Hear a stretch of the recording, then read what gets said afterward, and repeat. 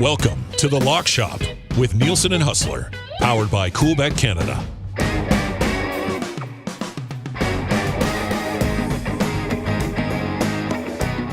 Hey, happy Friday, everyone, and welcome to another episode of the Lock Shop. Nielsen and Hustler with you. The Lock Shop, as always, brought to you by our partners at Coolbet Canada. If you've not yet signed up for an account at Coolbet, do so right now. Just go to Coolbet, enter the code LOCKSHOP when you do sign up. Chris Abbott from Coolbet going to pop by for a visit a little bit later on. We are betting football again. Some of our Lock Shop boys at the Canadian Open are in the mix, so that's a nice start early in the week. And we got hockey, we got basketball, we got baseball to bet on as well. Huss, what's up, my man?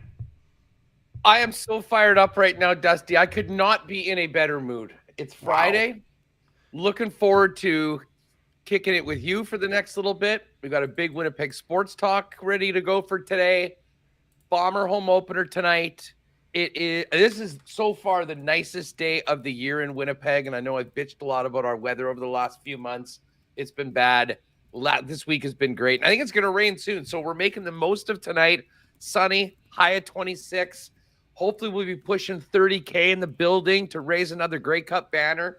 I can tell you the city is good to go. So bring on the home opener, bring on the weekend, and hopefully bring on a few dubs on the Lock Shop today. That would be very nice. You're, of course, here and getting ready to get those velvet pipes coast to coast on TSN, talking Bombers Red Blacks tonight. Interesting. Welcome to the 25th anniversary of Friday Night Football all year long. We're pretty excited about that. Friday Night Football has been a staple for TSN and the CFL. So that 25th anniversary starts tonight. It's going to be great to be here in Winnipeg, man.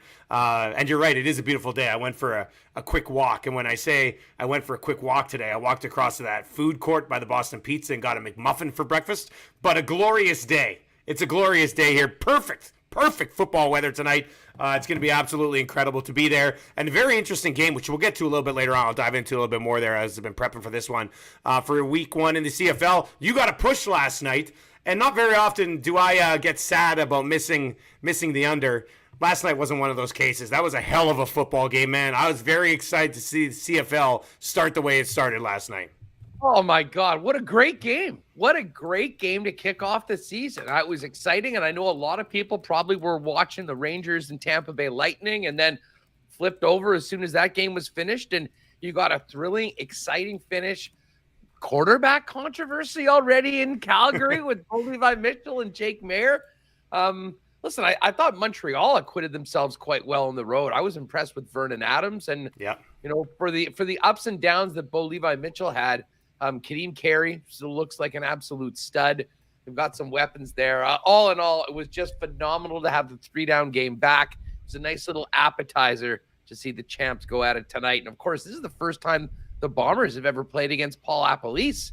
There was no game, either home or on the road last year between Ottawa. So a bit of a homecoming as well for Lapo, who, of course, was part of the 2019 championship team here. So, yeah, this is going to be fun, and the show this afternoon, Winnipeg Sports Talk at 1 will be good, but it won't hold a candle to the live experience tonight in the North End, in the stands, and on the field tonight. It's going to be a good one.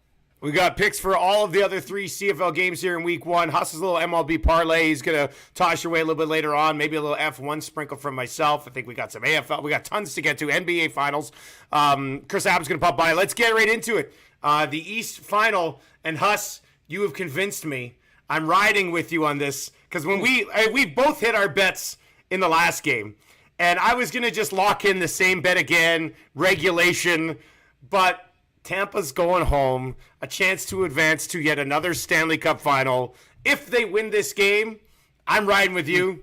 I think they win it by 1.5 or more, and that's just good value at plus 150, buddy. Well, for sure, and with the potential to clinch at home, I think I think the puck line is a little bit. There's a little more value on the puck line, I think, in a clinching game, just because you know that there is no tomorrow if the other team doesn't win. So you're highly likely to have a pulled goalie potentially for a long period of time if it's a 1-goal game.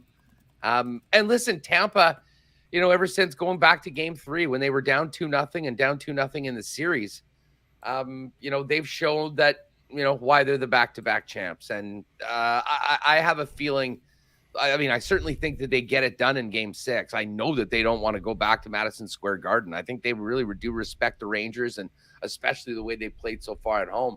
And that was the opportunity they needed. They had to get one in MSG. They did it last night, and now it's closing time for the Tampa Bay Lightning. So I do like them on the puck line at plus 150. I had thought about potentially, because you will recall, we did our picks before the series started, and I've got maybe a little more sizable wager on Lightning minus 1.5. So essentially, they got to win this game. That's a Tampa in 6 or less. You could hedge if you're in that situation. I'm sure you might consider putting something down on the Rangers at plus 158. But I'm essentially doubling down on this Tampa team. I mean, they've proven me right throughout the playoffs so far. Fascinating matchup if they can get it done against the Colorado Avalanche, which we'll talk about next week. But I think they're ready to move on to the next round. I think they do it. And I don't mind laying the puck line, because I think that either they run away with this game, or there's a very good chance that an empty netter puts that one into a winning situation. And obviously, any way that they can win, if they do, we got a winner going into the series on the Tampa minus 1.5. And just very quickly to wrap up this hockey discussion, right now I'm looking at it, coolbet.com, click on hockey, scroll down, Colorado, Tampa Bay, series price right now, Avalanche minus 189, Tampa Bay plus 155. If you like Tampa to win the Stanley Cup, that's where you can get it at as of this moment. And we'll get to our picks, obviously, when that series does end up happening. But I just have a hard time going against Vasilevsky when you got Francouz and Kemper in the other net. So it's going to be a hell of a series if they can finish it off. And listen, I'll just say this. If you're looking at that thinking, I do like Tampa over the Avalanche, and you're confident that they win one of these next 2 games, don't hit the plus 155, hit the plus 185 on league champion. Rangers are still at 18-1, Avalanche are minus 196, and Tampa's plus 185. Now, that bet assumes that they will get to that point. The bottom line is, if you make the plus 155 bet and the Rangers win the next 2 games, that bet is voided as opposed to losing it. But I think if you think that Tampa's be able to beat the Avalanche, you're probably confident that they win one of the next 2 games against the Rangers. So probably the play there, I would suggest, would be to the plus 185 on the outright Stanley Cup winner. All right, let's get over to the NBA, where the Boston Celtics find themselves in a pretty good spot right now. And you're still infatuated with Steph and Golden State here, hey? I am. Yes, I am. I'm even more, for whatever reason, this is going to sound dumb, but I'm more confident in the Warriors now than I think I was before. And here's the thing. Clay is hitting shots right now. Steph, the NBA is somewhat of a reality show. Steph Curry, one of the central figures in the league, never mind on the Warriors and in the series. We got hurt in the last game. Then he put out, "I will be playing." This is a storybook performance waiting to happen for Steph Curry coming up in game number 4. Now, the Warriors know they blew it in the 4th quarter in game number 1. They have to get one at the Garden. And, even with the fact that they've got game 5 and 7 in Golden State, listen, even if they go down 3-1, I think they can still win this series. But I think that this is the game that they do it. And to be honest, I was thinking, well, maybe for the lock shop, I'll tone it down a little bit and go with the spread and take the +4. I think I'm on the money line, and I'm still on this series plus 195 right now for Golden State. Now, going in, I didn't really have a side on either side. I picked this series would go 7 games. If it's going to go 7 games, it basically does mean that the Warriors are going to have to win one of these 2. And I'm kind of feeling that they get it done in game 4. I think these teams are close. I still believe it's a 7-game series. And if that's the case, this is the game that they've got to come back. And here's the other thing. Draymond Green, he's due, I guess best you could say it. He's got as many points as he does fouls in the series so far. He's a mess. I think that, Curry and Green come back with a big performance. And I still don't think that the Celtics can continue shooting at the rate that they are. One of these games, they're going to hit a little bit more iron than they're going to hit net because it's been unbelievable what they've done so far. So I like the Warriors +4 in this game, and I'm even jumping a little sprinkle on the Warriors to win the series right now at +195, along with that +205 for the series to go 7, which we got in before it started. I'm on the Celtics. I adjusted the line a little bit. It was sitting at 4. 4 kind of scares me a little bit, so I moved it down. And let me just double check on what the number is. If you move this line to 2.5, like I did, Celtics -2.5 is -130. So I'm on the Celtics -2.5 at -130. I'll get to Clay in a second because I do want to talk about him. But to me, a couple of things. First of all, Draymond is who he is. Like, he's getting too carried away with the clapping in people's faces and everything. Just play basketball, man. Like, when he can stay focused, he can do some effective things. But I'm not expecting too much from him in this series. Now, the Steph story is an interesting one because you're right. A little banged up last game. Steph's got this interesting legacy right now where it's undebatable he's the greatest shooter in the history of the game. But they've been to what now? This is their 6th NBA final in the last 8 years. He doesn't have a finals MVP yet. It's something that he's continuing to look for yet. However, how about this for a stat? I saw this. In the fourth quarter of the first 3 games of this series, Steph has 6 points combined in the fourth quarter. So that has to change. Like, if Golden State does what you think they're going to do tonight and win, I think Steph has to actually step up and take over the game in the fourth quarter, which – he's never really been that guy. KD came in and was that guy. I think this is a huge game for Steph's legacy tonight because there's something that can be done here that people talk about for a long time. But the Celtics, to me, are just a better basketball team. Like, if they look after the basketball, and maybe that's what Golden State does tonight. They increase the pressure. They create some turnovers. If Boston looks after the basketball, I think they're going to win this game tonight. They're too big. They dominated the paint. I think points in the paint were like 52-26 last game. Golden State doesn't have the size to defend against the Celtics. So I'm going to go Celtics -2.5. But you did mention Klay Thompson. So I'm going to try to hit a couple of sides here. I think Celtics are going to win. I think they're going to cover the 2.5. I'm going to go Klay over 20.5 points in this game at -115. It's been an interesting final for him so far. 15 points in game 1. 3 of 7 from deep. Game 2, he only had 11 points. He was 1 of 8 from downtown.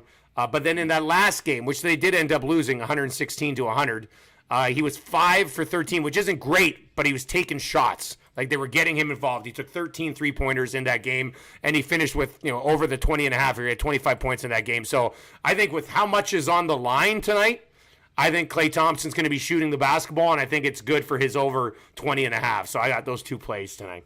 Yeah, I mean, listen, I just go back to, and I got a lot of confidence in Steve Kerr getting his team ready to play, know what's at stake in this situation. And if you think about the way they look from game 1 to game 2 and the way they locked it down on defense and ran away with that game, I think there's good reason to think that we're in for a hell of a series that could go the distance, and a big part of that would be a win tonight for the Warriors. But I guess we will see a little head-to-head action in the lock shop as we've been throughout this series so far. This is a really good one. I do like this. I think this is going to be a great game tonight. I'll have to. I'll be working tonight, but keeping tabs on this one. And when I say I'll be working, that brings us to CFL Week 1. Chris Abbott's going to pop by in a little bit, and then we got a few other little tidbits for you a little bit later on in this episode of the Lock Shop. But let's get into it. Hush, you got the push last night. I missed on the under. Next week we'll run up all of our first 4, and we'll start keeping track of the picks. So Huss has a push. I'm 0 for 1 so far. But we got 3 really good games to talk about here in Week 1. And Huss, you want to lay it all 3 of yours, or should we just go game by game here? Well, let's just first talk this Winnipeg-Ottawa game tonight. Okay. And just interesting, a quick note. I mean, I've sort of been staring this at 9.5 throughout the week. And we've seen a little bit of movement right now. I'm seeing 8.5 right now on CoolBet as the number. Winnipeg -108, Ottawa -114. And again, you can adjust that a little bit. I mean, the Bombers -7.5 is showing even money. So that doesn't really make a lot of sense. It might be a good time to jump on that because I think those numbers are reversed. You would think that it would be a lower number at -7.5 than it would be at -8.5. But that's where we are right now. There's so much unknown about this Ottawa team. And I had Derek Taylor, who's the new voice of the Bombers, come on the program, and he picked Ottawa to win the East. Now, I know that's hard for many of us to think about considering how bad they were last year, but this is essentially, as Dave Naylor described it, maybe the best expansion team we've ever seen. I mean, they've added some big-time players all over the roster, and of course have Jeremiah Masoli. So as great as the Bombers have been in the past at home, I was a little leery about laying the 9.5, but now I'm looking, and now we've got 7 at -112. So there's quite a bit of line movement right now, it seems. I got Winnipeg at 7.5 20 minutes ago, and it's -112. So I decided to hop on that because you're right. The line had been kind of all over the place. No Jeffcoat, might have moved it around a little bit, or however that impacted it. But Ottawa's interesting. Like I'm literally prepping for the game in the room right now. And Ottawa's offense, I don't know if ever 2 returning guys. One of their offensive linemen, only played 3 games last year. And the other guy is Nate Bahar. The entire offense has been reworked. It's remarkable. Plus, they won't have William Powell. He's still coming back slowly off that Achilles. So Devontae Williams, who was actually on the practice roster of the Bombers in 2021, was released in September, is going to make his debut. So, like, I think Ottawa could end up being pretty good this year. But that's just so many new faces to start game 1 on the road against the defending champions who returned a significant amount of their key pieces. I mean, Big Hill, Jefferson, and that thing we learned about the Bombers defense last year is that, they didn't have many guys step in, but the guys who did step in could play. Alford could play. Nichols could play, one of the top 50 players in the league. Alford's gone. He's right back down in the National Football League. So I'm on the Bombers here -7.5. And it's fascinating to me that after what we saw from the Winnipeg offense last year, the 3 remaining games on the schedule, or from the Winnipeg defense last year, this is the highest total of the week, which you would have never had with a Bombers game last year. No, and I think a lot of that speaks to the potential and the expectations for this Ottawa offense. And actually, that's why I'm going with the over. Now, I actually got a bit of an advantageous line because it's gone up right now. I got it in at it's at 47.5. Racina Coolbet right now, it's 49. So I think people are thinking that the Bombers will score some points, but so will Ottawa as well. Just such a big number. We've seen underdogs routinely cover a little bit more early on in the season. I didn't want to jump on that at the time 9.5 number. So I've got over 47.5. I do think the Bombers win this game, but I think I'm more confident that we'll get some points as opposed to winning by double digits. All right, so that's the first game. And Chris Abbott's waiting. Chris, we'll come to you in just a second. 2 more games to get to here. Yes, we're going head-to-head. We're all over the place here, CFL Week 1. I like it. Let's go to Hamilton and the Riders. Huss, why are you on the why are you on the Ticats here +2.5? Well, listen, I know Hamilton's had some defections, but I still believe in Orlando Steinauer. I think Dane Evans is sort of freed a little bit as the clear-cut number 1 quarterback. And I also think that they look back at the last couple seasons where they've started going out to Saskatchewan and to Winnipeg and have lost, and it's really sort of set them back. I don't know. My expectations for the Ticats are better than I think a lot of others. And I'm still wondering what we're going to see from Saskatchewan. I mean, Cody Fajardo didn't play really at all in the preseason. They've got some new pieces in there, and they've been a real up and down team. I guess one of the plays might just be to go to the over. But I think with Hamilton getting 2.5 points, I absolutely think this game could be very, very tight, if not a straight up win on the road for Hamilton. So I'm going to take the Ticats. And the Elks BC game, I was really torn on this. These are the 2 most intriguing teams in the league by far. What the heck does Chris Jones cook up? And, can the 2 young Canadian quarterbacks rise to the occasion with all that pressure on them, starting with Nathan Rourke tomorrow night? So, between 2 teams that I think will probably be somewhat close to each other in the standings. I realize it's early, but I'm going to take the points, take the underdog, Elks +4 in the game on to finish it up. And I guess you'll have that game to call as well. Yeah, I'll be doing that one. I haven't dove into as much prep on that game. Obviously, I'll do that tonight after the game and on the flight tomorrow out to Vancouver. If, of course, the flight gets off the ground in time, unlike yesterday, which is a little fun. I watched an entire movie while I was waiting on the tarmac yesterday. It was a little frustrating. The worst. It was a little frustrating. Anyway, I'm on the Riders opening at home. Huge season, obviously, for them. They've been pretty close the last couple of years. Couldn't get by the Bombers, obviously.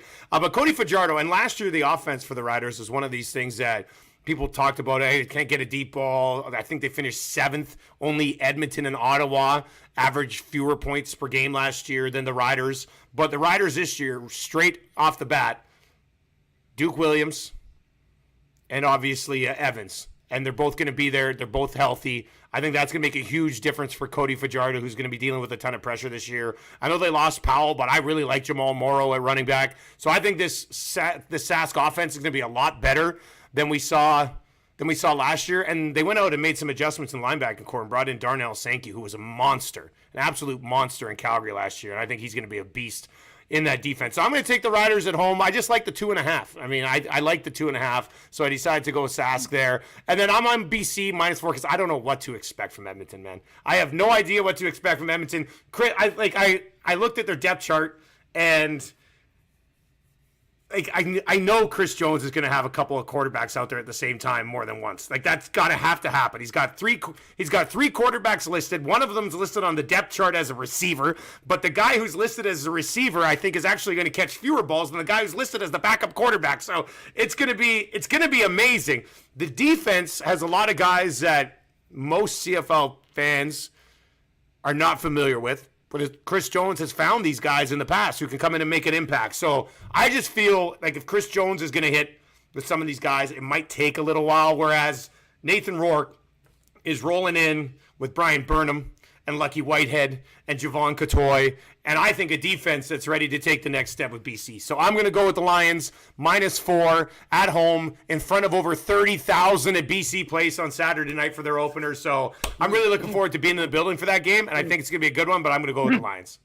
I know you've already got all your One Republic cards ready to get signed as well. I'm not sure if you can sneak out of the booth. Is that a halftime performance, or is that? Oh, it's a concert before the game. Oh, nice. Yeah, they're going. I think they're going like 45 minutes before the game, and then right after that, boom, kickoff, let's go. So kind of neat, beautiful. Actually. I like that they're not jamming it in at halftime. So yeah, no, it makes sense. And hey, listen, I want to give a lot of credit out to what the Lions seem to be doing in that community, and Victor Cui as well in Edmonton. Yep. I mean, look at least in the West. I don't know. We'll see what happens with Toronto, but it does seem like they've got some excellent new leadership in some of those franchises that really struggled last year. And great way to start it off between Edmonton and BC, where one team is guaranteed to get a win. That's true. One of these teams is going to 1-0 tonight. All right, Chris. Yeah, Chris Abbott is going to join us. Where is this guy now? He's in front of some white cabinets. This doesn't look like his place. I don't know. Chris, you always have these great mystery backgrounds. Where are you, buddy? Yeah, I moved, so this is my new place. Oh, that's right. You did tell me you were going to be moving. I didn't know that. Yeah. So, but I'm in the process of moving. So if people are watching this, you can see that I don't have my lighting set up properly. So I look like a CIA informant on the stream today. We'll just blur you out after even more and make your voice into that really dark voice. That's right. Give me that's true. The thing with the smokers. Yeah. Mm-hmm. What's up, buddy? What's going on? What have you been betting on lately? How have you been keeping busy?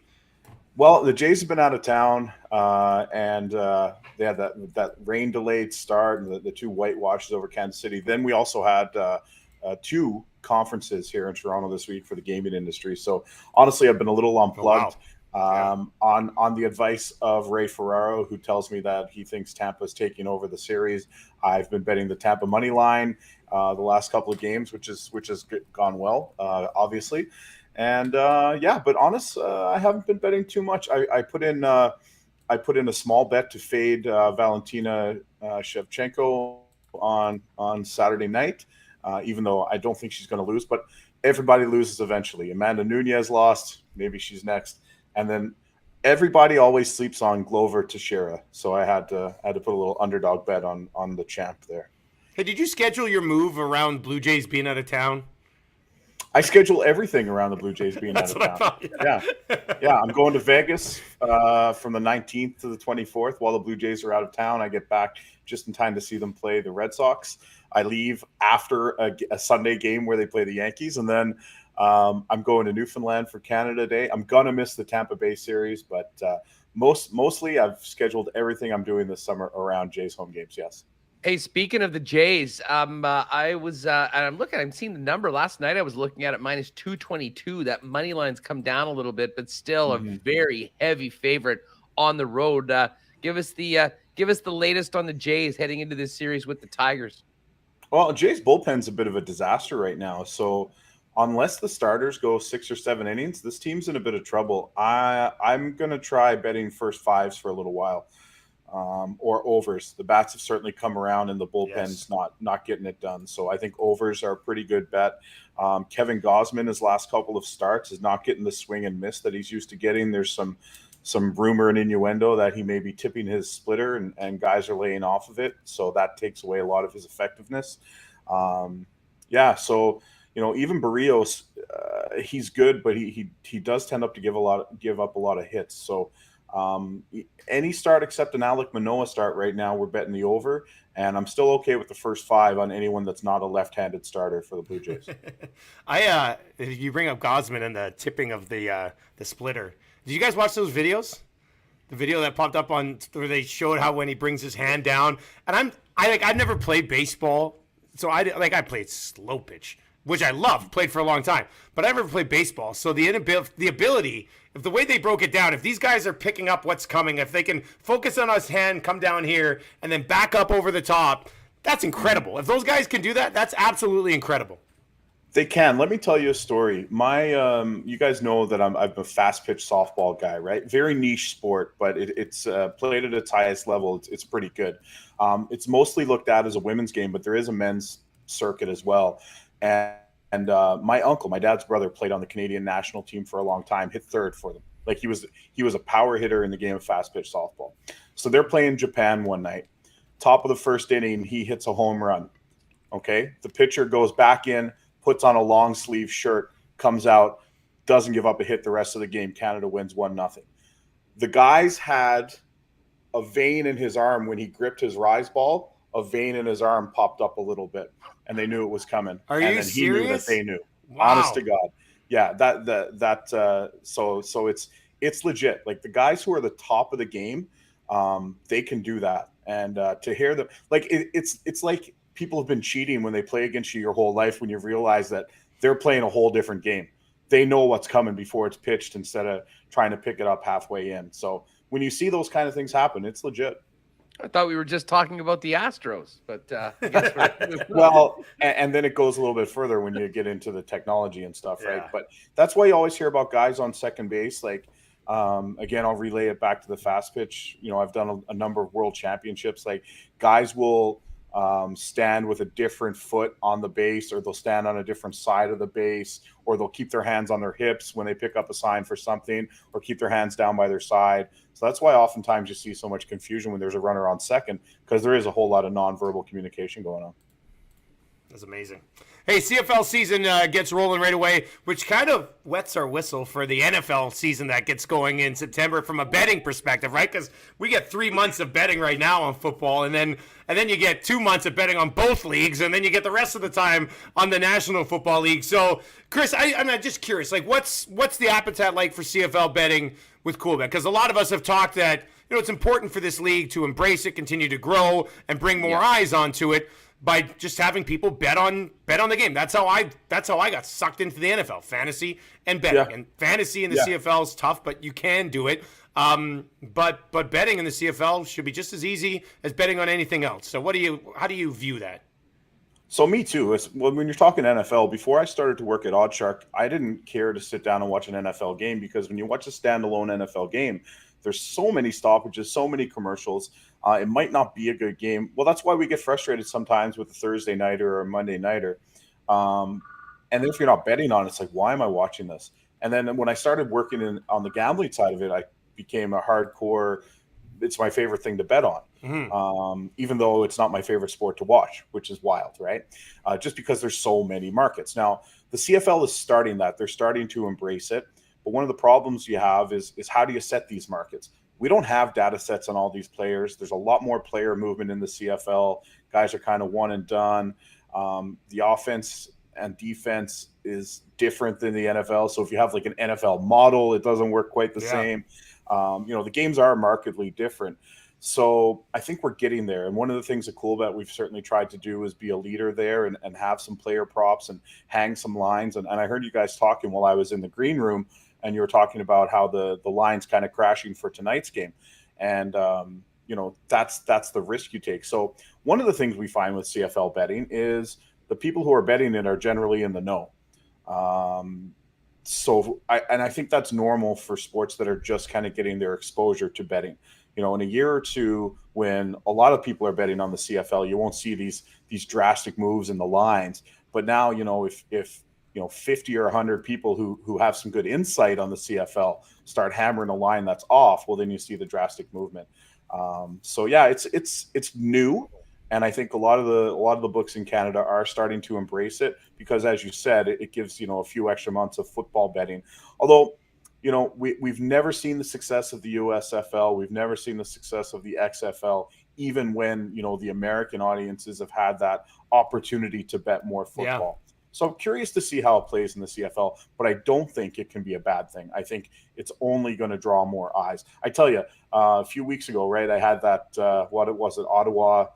Ottawa plus whatever in an exhibition game. Preseason game. I would never, right? You're right. So yeah, I think it's good. I think that was a wild ride for you that night. That was really fun. That was really fun following along. That was good. Chris, thanks for the time, buddy. We'll catch up to you next week, man. Have a good weekend, dude. Pleasure. Same to you guys. You can follow him on Twitter at CoolBet Chris. He's got his new digs all set up there. He had another Vegas trip coming up again because that's what he does. So that's great. Yeah, I think the CFL and betting, I think Chris makes a good point. Like, it is still, like, the push to bet on the CFL is still so new, right, Huss? Yeah. Overall, I mean, guys like us, we've been betting CFL for a long time, but. For sure. Listen, and I know there's been all these people that have been bitching about the amount of betting content during the Stanley Cup playoffs and Cabby and Andy McNeil doing it. I have no issue with it. I mean, I'd rather have guys talk about lines than another stupid bank or supermarket commercial, personally. But the CFL has so much to gain for people getting into and, putting a little bit of scratch on some of their games right now. And, how they and the books can sort of, highlight those opportunities to people and get them involved. The winner at the end is the Canadian Football League. So I certainly hope that will be the case. And I'll tell you what, I mean, just as far as this weekend goes, I mean, part of the reason why I'm tiptoeing into the season, we can talk about the differences from the National Football League to the Canadian Football League all we want. The one thing that I do know is that week one is often a graveyard. People are so fired up to go in. They think they're still thinking in last year's terms. So that's why, I mean, to be honest, these picks were so hard making this week. I think the lines were really good for the most part, with the exception of that movement with that big number for Winnipeg. Listen, a lot of respect for Winnipeg. Ottawa sucked last year. I'm not surprised that that's sort of where they started, but I also do understand where that movement is coming. And I think Chris makes a good point. I mean, when something is still a little bit niche, when you do have guys that are, very much in the know that, are on one side, you have to react quickly. And it certainly seems like that's happening so far for this Ottawa Winnipeg game tonight. Hey, before we wrap up, you've got a couple of different sport parlays that you want to get to, and I got a quick little F1 discussion that we can hit on as well here.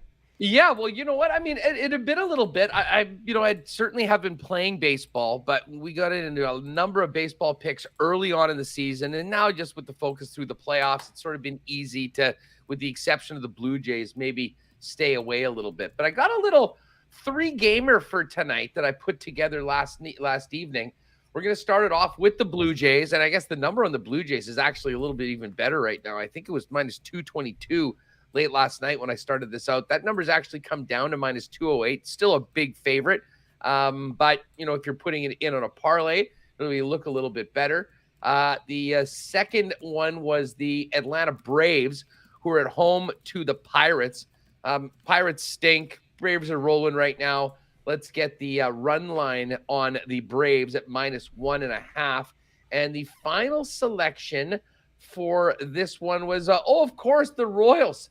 And listen, the Royals have been so bad as of late, but like with all bad teams, you mix in a win here and then, and no better team to do it against than the Baltimore Orioles. If you can believe this, the Royals are actually a so slight underdog at home against the Orioles. Two pitchers. The Royals guy doesn't ever win yet. He's due, much like the team is due. I think they get it done at home. So yeah, plus 454 right now on Jays money line, Royals money line, and Braves minus 1.5. So we got a little sprinkle on that. And hey, listen, I know we've got a lot of important North American sports to get to, but I couldn't not squeeze in just a little sprinkle from the wide world of wagering. Another big week in the AFL, and we're going back to the Sydney Swans. They've got a nice, comfortable lead over a team like Port Adelaide in the standings. And I'll be honest, I was surprised at the value with the team that is considerably better than PA at only minus 114 on the money line. So we got a little sprinkle in the Sydney Swans this weekend down under. Down under. Formula One, they're coming to Canada next weekend, which is going to be great. F1 Canadian Grand Prix. That'll be amazing. Woo! This week it's in Azerbaijan with the Baku GP. And after practice today, it was Charles Leclerc who was the quickest in practice. He's plus 175 right now if you're interested in a Ferrari car. The interesting thing here is that many people see this racetrack in general as a Red Bull-built racetrack with some of this straight-up speed. So Verstappen's plus 130. Checo Perez, who's just coming off a victory, is plus 350. He was quicker today than Verstappen. I think he was ahead of Verstappen a little bit in qualifying last year at this track as well. So, I don't know, there might be a little bit of value there, plus 350. The only thing I worry about is that Max Verstappen's dad has been bitching about how some of the strategies favoring Checo as opposed to Max, even though up until the last race, every race that Max had finished, he'd won so far. So I don't know. There's probably some value there somewhere in Red Bull, whether it be Max at plus 130 or Checo at plus 350. I'll tweet out some actual picks on late Saturday night, I guess, and we'll retweet those from the Lock Shop account. So busy weekend. Is Lewis Hamilton still involved in Formula One? He right now is plus 5,000 to win this week, and to be honest with you, I think he should probably be a little bit of a longer shot. So that's how it's gone with him in that new car at Mercedes. It's been a little disappointing for Lewis Hamilton. Huss, what's coming up on Winnipeg Sports Talk, buddy? Well, we're all over this game tonight. Eddie Tate from BlueBombers.com is going to jump on with us. Our boy AJ Jakubek from Ottawa is in town. We'll get the red-black side of things, and we'll also talk a little bit about Canada soccer. Of course, that big win over Curacao last night. Nice to see them actually back on the pitch. Been talking about that a lot. And Murata Tesh of The Athletic, our great friend, coming on. He's got a big piece on potential trade return for Mark Scheifele. So certainly people will be fired up about that. And I am coming in as the closer to get this thing done with Barry Trotz. A special message to Barry Trotz coming up on WST. Essentially, Dusty, I think it's an offer Barry cannot refuse. So 1 p.m. on YouTube, folks. Check it out, Winnipeg Sports Talk, and wherever you're getting the podcast of the Lock Shop, pump in Winnipeg Sports Talk and give us a sub as well. You know what? I'm just gonna be chilling in the room prepping for this game tonight. I'm going to be watching today. I want to see this message. I can't wait to see this message. So if people see me lurking around in the old chat room, that's not a fake account. I'm going to be chiming in today. All right, look forward to that. Look forward to being at the stadium tonight. I think this is going to be an absolutely incredible football game. Cannot wait to get back calling CFL regular season action. Of course, Winnipeg Sports Talk. You can find all that content. And if you're watching on the live stream for the Lock Shop, make sure you subscribe to the podcast as well. Just search Lock Shop on all your podcasting platforms. Huss, we will talk to you next week, buddy. Yeah, you got it. Who knows? You're here in the Peg. Maybe I'll even see you later on. That'd be nice to bump into you. I know you're busy and have a couple great calls. I mean, I know, tonight in Winnipeg and then a quick flight over to BC. So busy, but it's great to see you back in the booth and great to have the CFL back as well. Game on tonight. And for those of you at IG Field tonight, have a great evening. It should be an awesome atmosphere seeing the Bombers start the quest for the three-peat tonight.